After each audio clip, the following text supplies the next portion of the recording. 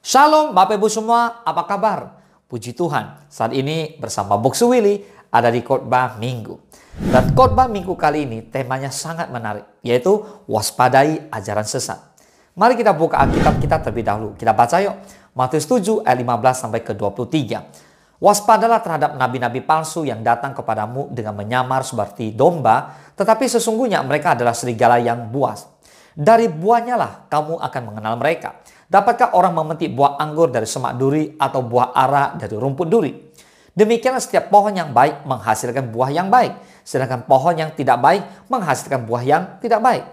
Tidak mungkin pohon yang baik itu menghasilkan buah yang tidak baik, ataupun pohon yang tidak baik itu menghasilkan buah yang baik. Dan setiap pohon yang tidak menghasilkan buah yang baik pasti ditebang dan dibuang ke dalam api.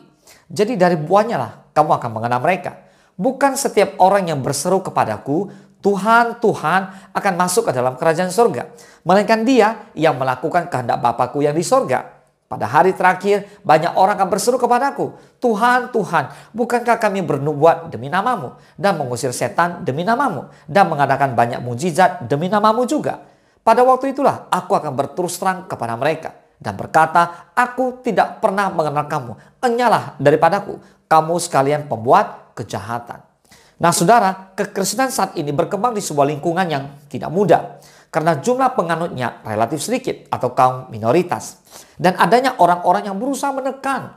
Makanya cukup banyak orang Kristen dianiaya, mengalami penindasan, bahkan dikucilkan dalam lingkungannya.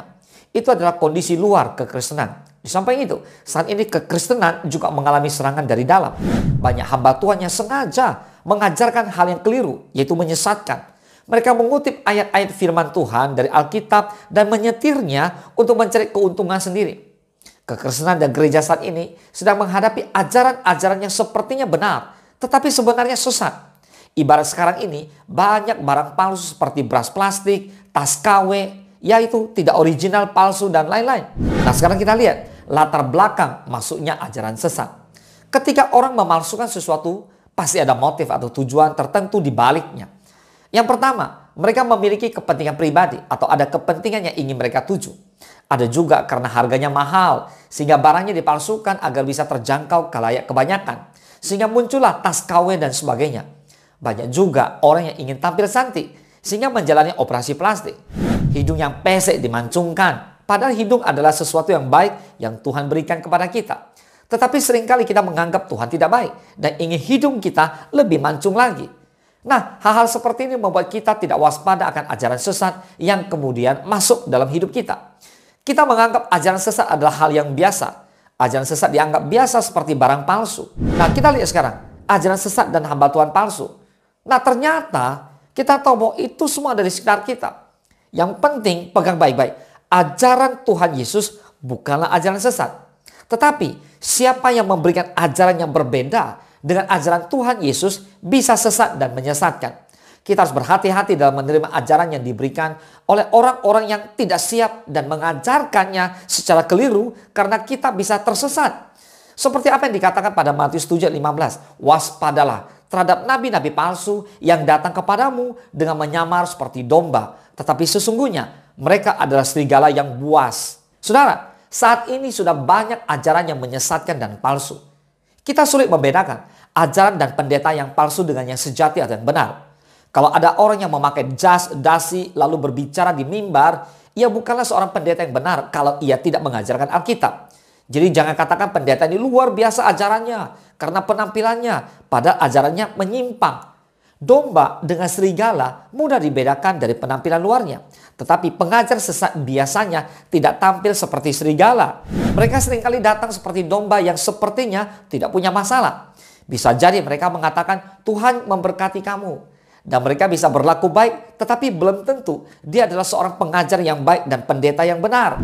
Seperti yang dikatakan oleh Tuhan Yesus bahwa kita harus berhati-hati. Karena mereka bisa saja menarik kita dengan apa yang mereka tampilkan, tetapi bukan apa yang dimau oleh Tuhan Yesus. Seperti yang tertulis di dalam Alkitab. Ada amin.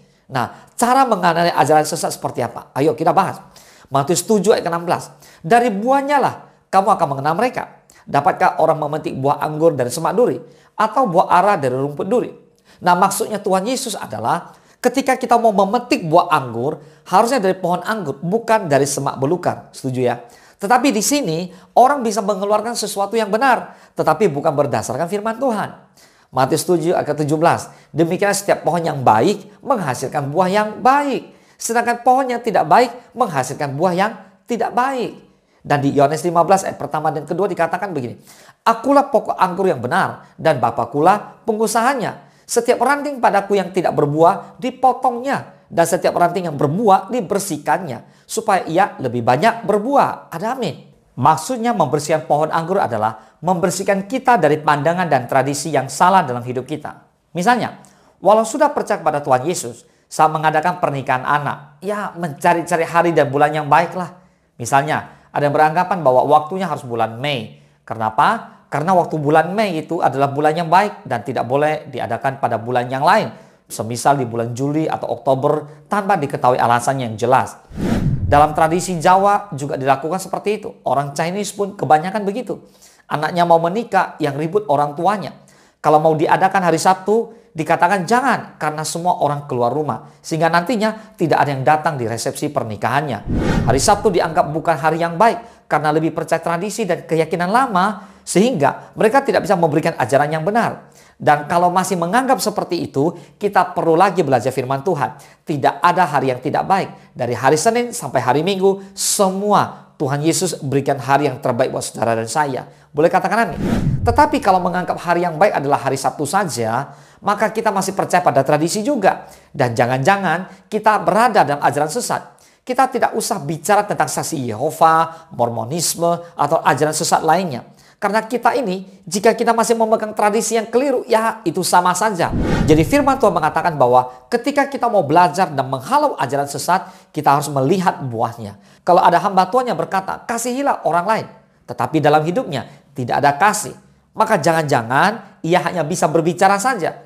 Dan itu bukan yang dimaui oleh Tuhan Yesus. Jadi dari buahnya lah kita bisa mengerti mana ajaran yang sesat.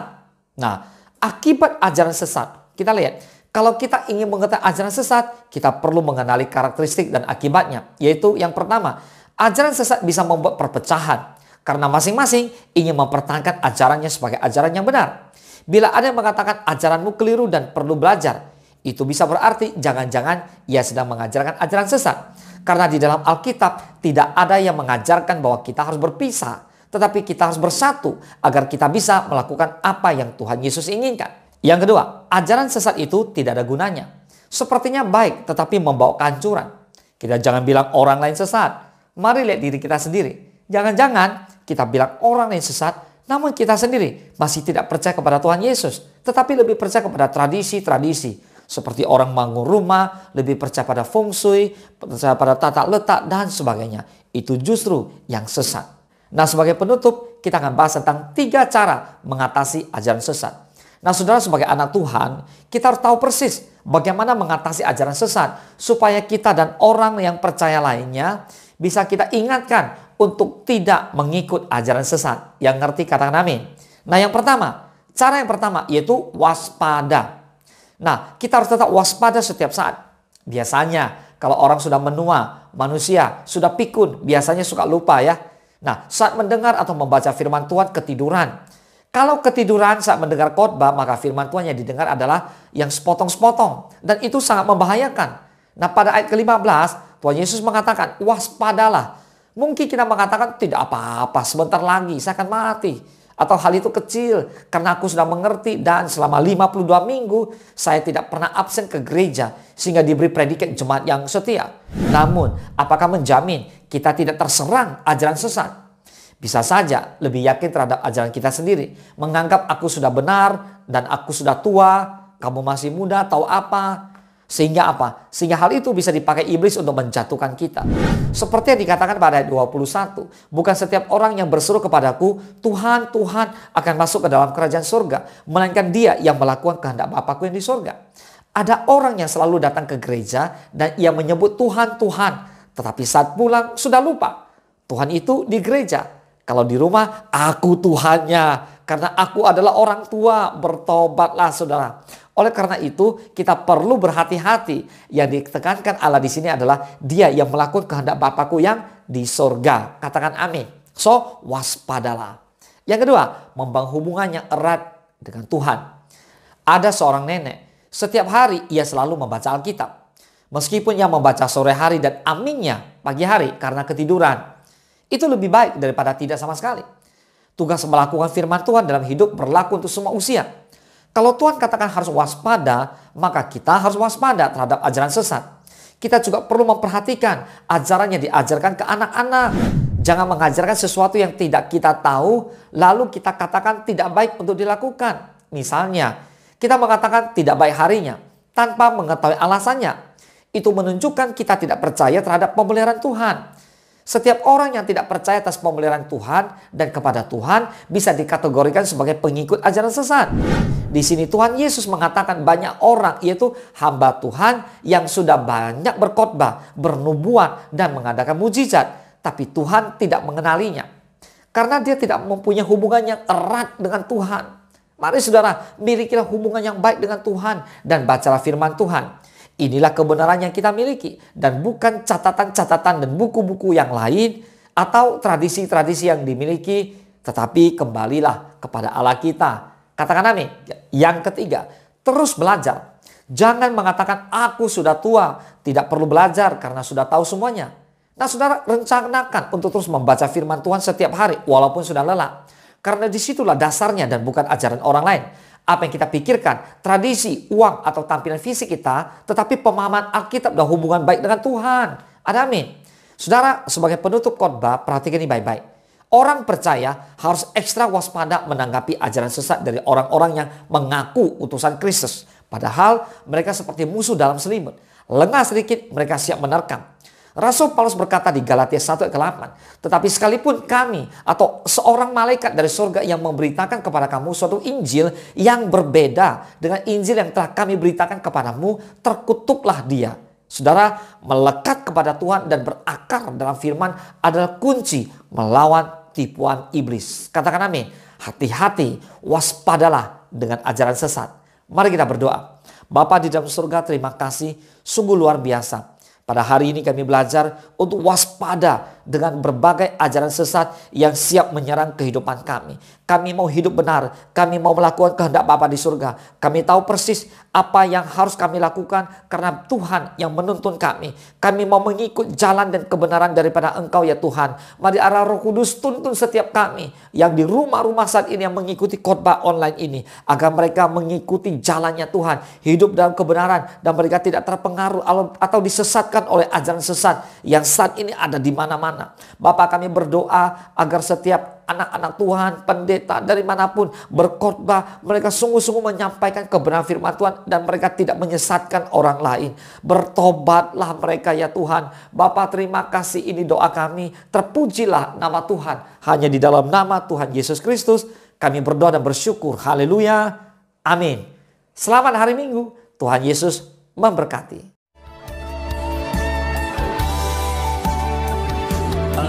Sediakan hidangan di hadapan lawanku.